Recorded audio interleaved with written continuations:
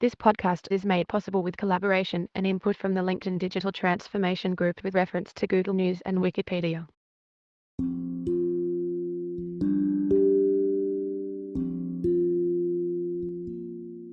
Who owns digital innovation? Who cares? Why it matters? These 4 strategies will help to create a culture of digital innovation with an eye to the future, no matter who's in charge. There's little question that enterprises benefit from a focus on digital innovation. Gartner's 2021 CIO Agenda Survey found that organizations that increase funding for digital innovation are nearly 3 times more likely to be leading performers than laggards, as compared to their peers. A question often comes up, though: who owns the initiative?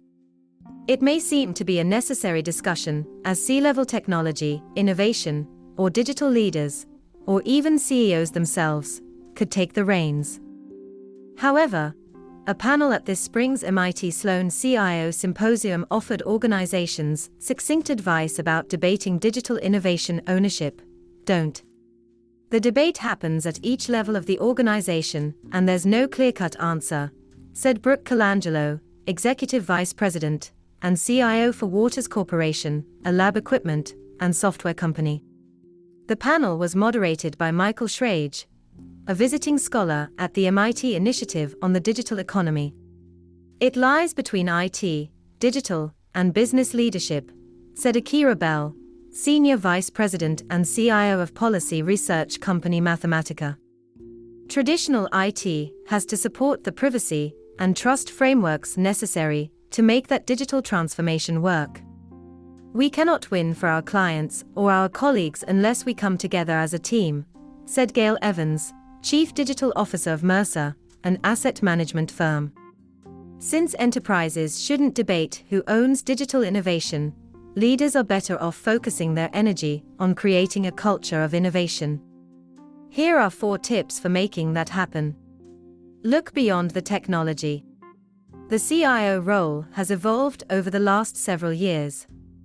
Creating a technology roadmap for the company remains critical, but alignment with business strategy and customer expectations influences that roadmap more than specific internal hardware and software needs. For Bell, this means knowing how Mathematica's policy research helps clients make data-driven decisions and create value. In that sense, she said, digital strategy is in fact business strategy. Evans agreed. Today's IT leaders are exposed to a plethora of digital platforms and ecosystems, and it is incumbent upon them to evaluate these offerings as growth opportunities for the business as a whole. We're talking about the evolution of the IT leadership and technology leadership to stop just thinking about technology, she said. We are business leadership. Be a city planner, not a traffic cop.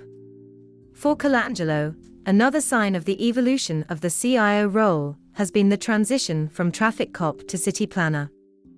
The inward-looking technology leader was a traffic cop, managing enterprise software applications, networks, data centers, servers, devices, and so on. The shift to an outward focus requires big-picture thinking, Colangelo said. We have to start designing the streets, the experiences, and the roadmaps for the destiny that we're going to drive toward. We have to do that by envisioning where all of these things go and sequencing them and showing the entire business landscape, he said. Our digital strategy is not to just look at a list of portfolio and programs, but put our customer at the center, look at all the different delivery mechanisms that we offer to our customer, and then unify that in a frictionless experience. This requires thinking differently. Just as today's city planners must consider issues that their predecessors did not, from electricity grids to decarbonization, the city planners of digital transformation must think beyond Gantt charts and waterfall development. We're going to work iteratively, think about how we drive different outcomes, and change that roadmap constantly, he said. Think about skills, not roles. While digital innovation has impacted the future of work for quite some time, the business world's response to COVID-19 further disrupted this shift. Leaders, as well as the workers they manage, must navigate the rapid transition to remote work, the loss of routines, the return to the office, and even the changing sense of self amid major personal and professional transitions. Amid this disruption, Evans emphasized the importance of evaluating employees' contributions based on their skills, not their specific role or title. Digital innovation brings a whole new dimension to designing the workforce, she said, and helping employees evolve their skills will let them bring new knowledge to their existing area of focus. Our actuaries are now becoming data scientists, she said. Thinking about skills instead of roles also means organizations will have to broaden the tent of who is considered a digital worker, Bell said, adding that it's likely to be most of the company. Our social scientists are coming out of graduate school, and they can program in Python, Bell said. The last thing they want to hear is, well, you're not on the technology team, so you don't get the keys to the kingdom. Automate with care. That said, digital innovation initiatives must balance human and machine work, given that computers and robots can complete certain repetitive tasks faster than people can. For Bell, an all-or-nothing approach is not feasible. Mathematica focuses on data-driven research that informs health and social policy. Without human oversight, bias in machine learning, whether in the datasets that are analyzed or in the algorithms that analyze the datasets, could lead to decisions that only widen equity gaps based on factors such as race, gender, or sexual orientation. It's really important for us to have the right balance of technology paired with a social scientist, Bell said.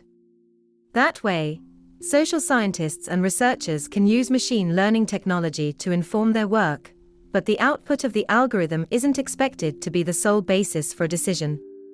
Evans described Mercer's approach to automation as test and learn.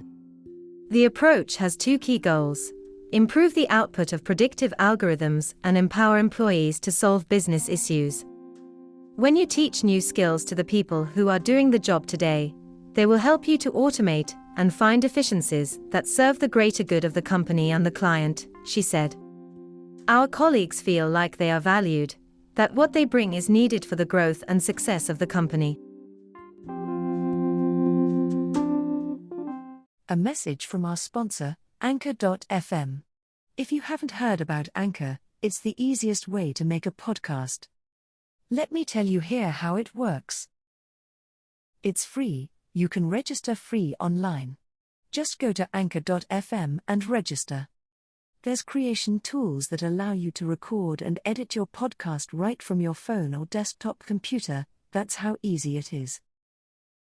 Anchor will also help to distribute your podcast for you, so it can be heard on Spotify, Apple Podcast, Google Podcast, and many more other platforms. You can also generate income from your podcast, with no minimum listenership. It's everything you need to make a podcast, all in one place. Now, you can download the Anchor apps from the Apple Store or Google Play Store. Enjoy the podcast, thanks again.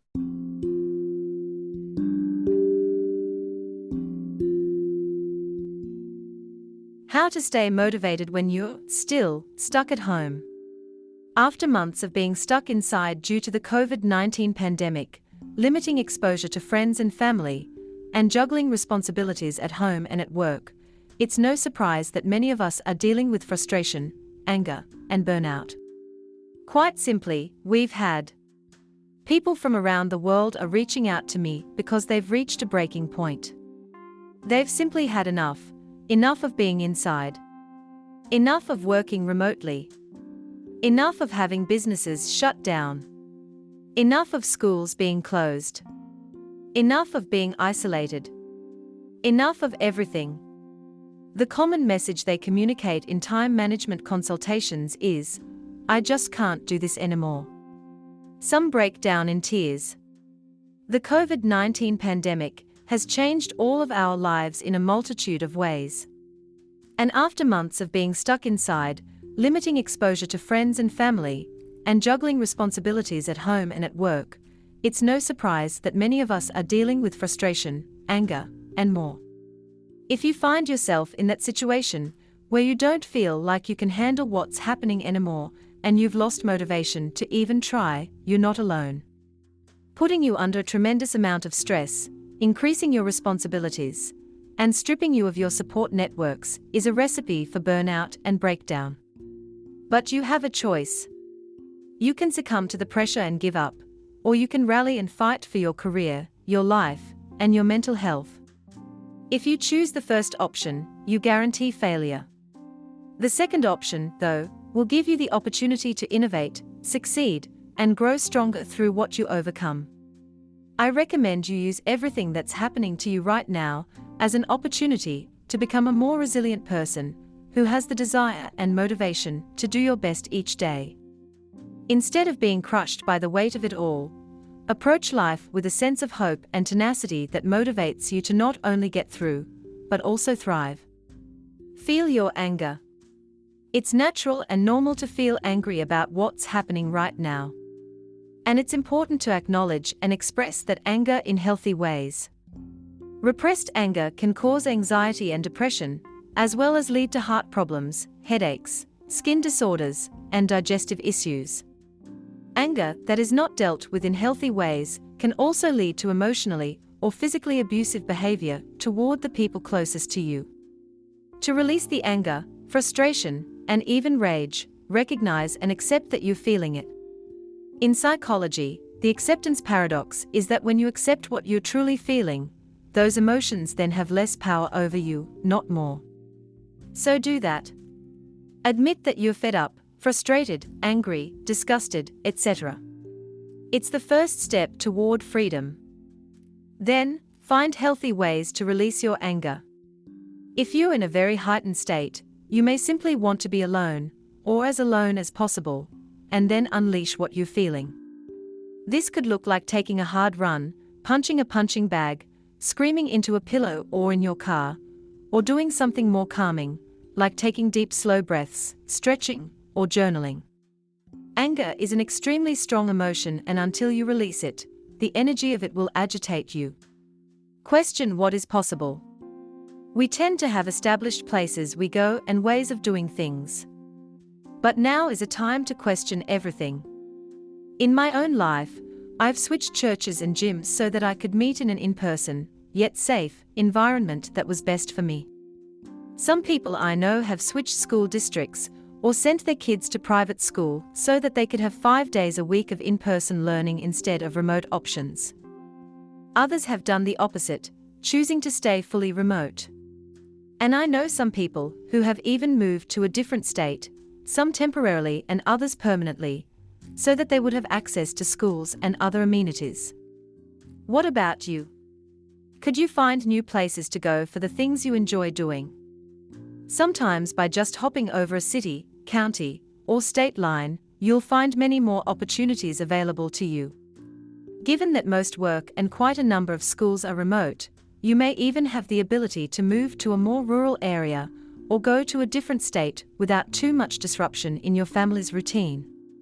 If to stay sane, you need to not be under stay-at-home orders, need your kids in school, and require indoor gyms to be open, there may be options outside of your immediate environment.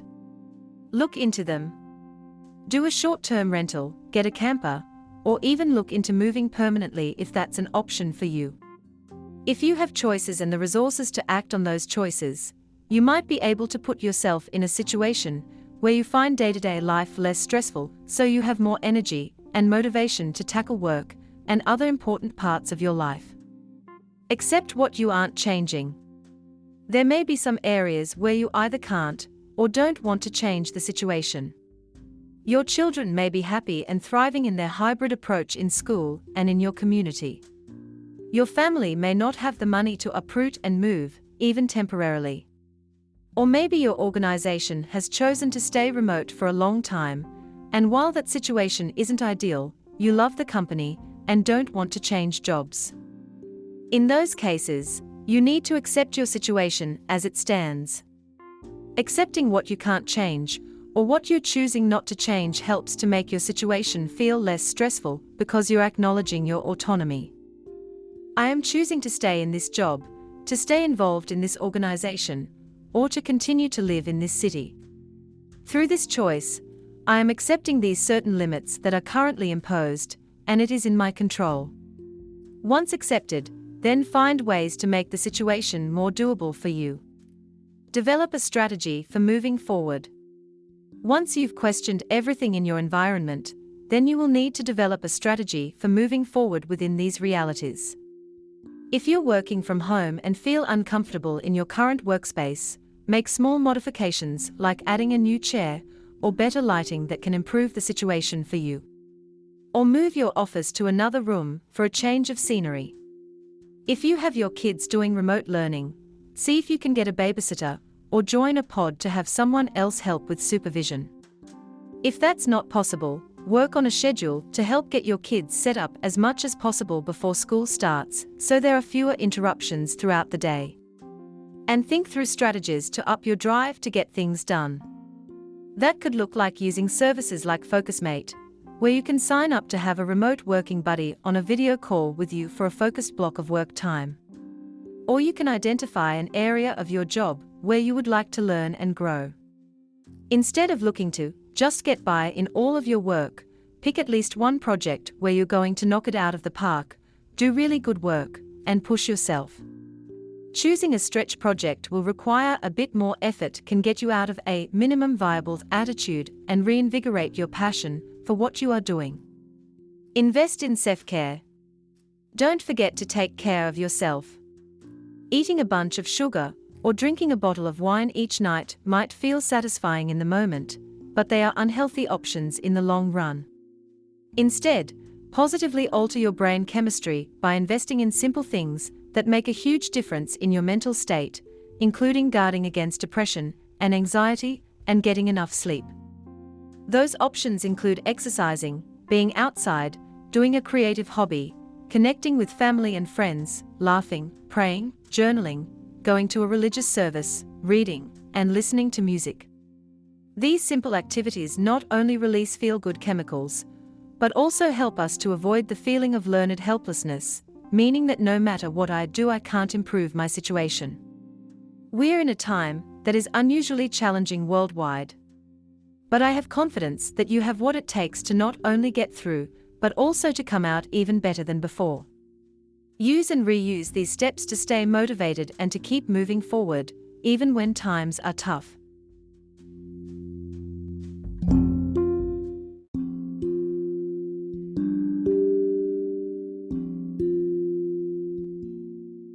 "11 Myths About Decision-Making." From "I like to be efficient" to "I trust my gut" to "I can make a rational decision," there are a number of deeply ingrained and counterproductive myths we tell ourselves about how we make decisions. Underlying these myths are three common and popular. Can you imagine life without your smartphone? So many of us can't. We depend upon them for everything from directions to telling us the temperature outside to tracking our daily steps and heart rate. Our "Hey Siri" culture has conditioned us to equate speed with efficiency and efficacy, and it's changing how we process information. Our brains have become conditioned to respond with pleasure to the bings, pings, and dings our phones and computers provide.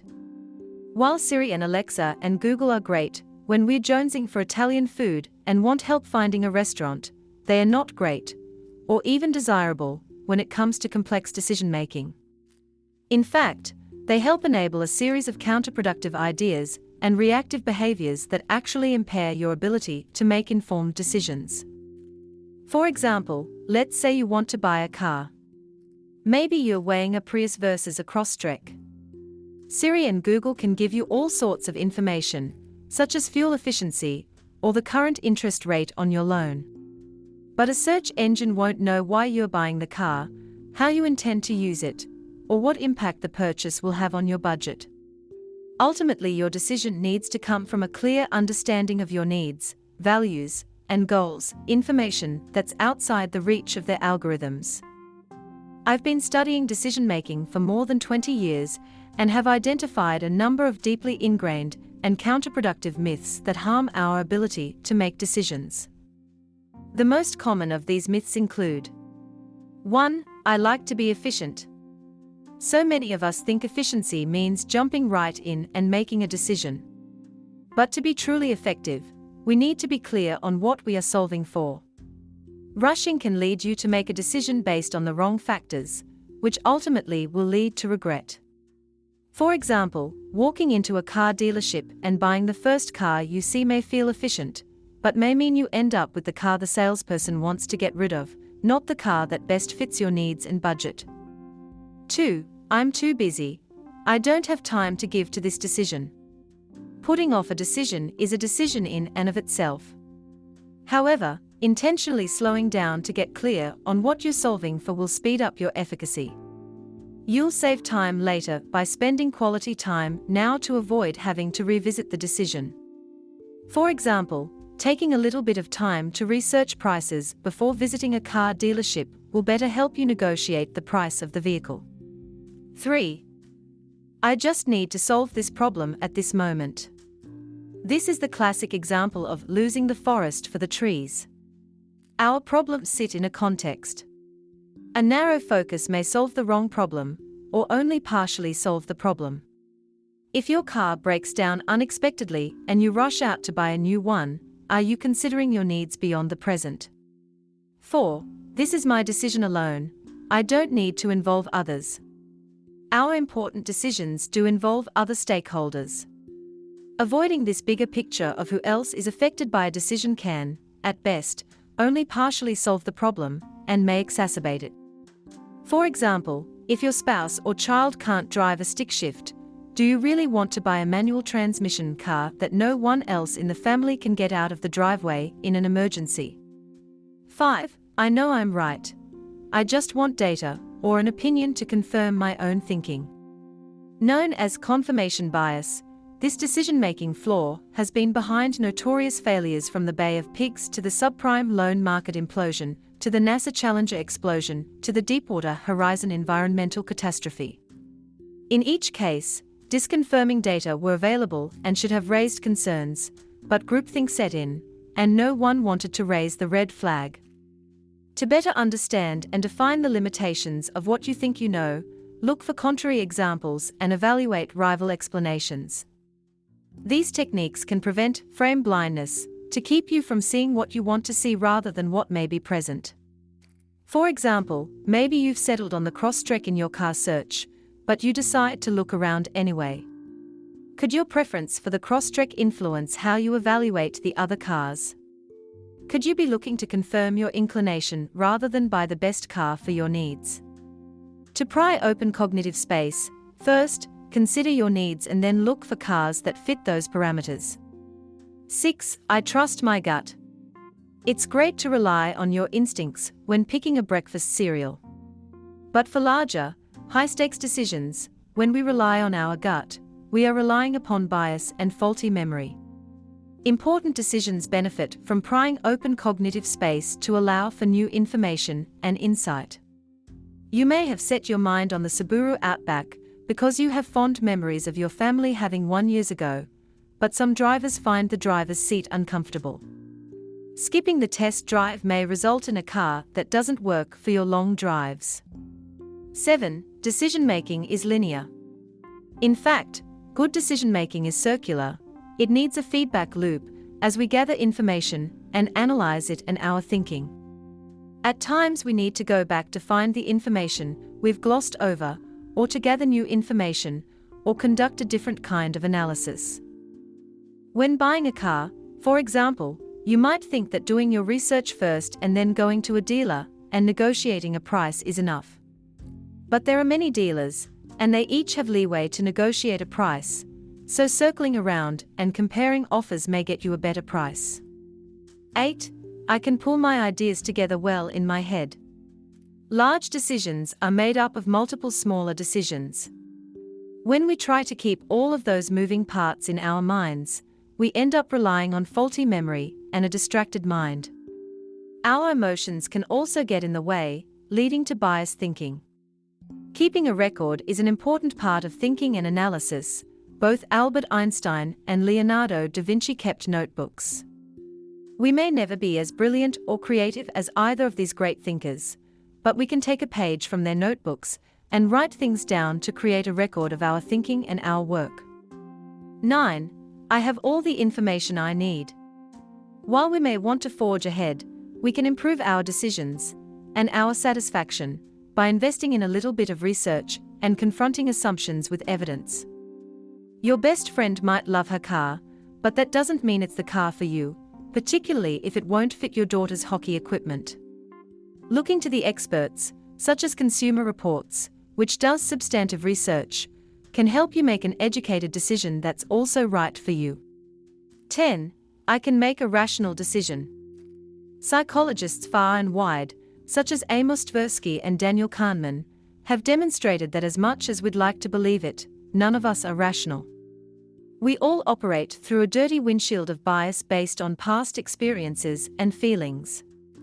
You might think you won't get taken in by a car dealer, but they are professional salespeople who know how to evoke an emotional response. 11. There's just one way to do this. Whether it's how the bed should be made, which diet to follow, or how to divide up your retirement account, there's always more than one way to get to yes. We've been conditioned out of listening to other voices, siloed in our information, environment, and social media circles. But getting outside your routines and patterns leads you to see things differently. You may always have gone into the dealership to buy cars, but more and more, people are negotiating car purchases online and through texting and email.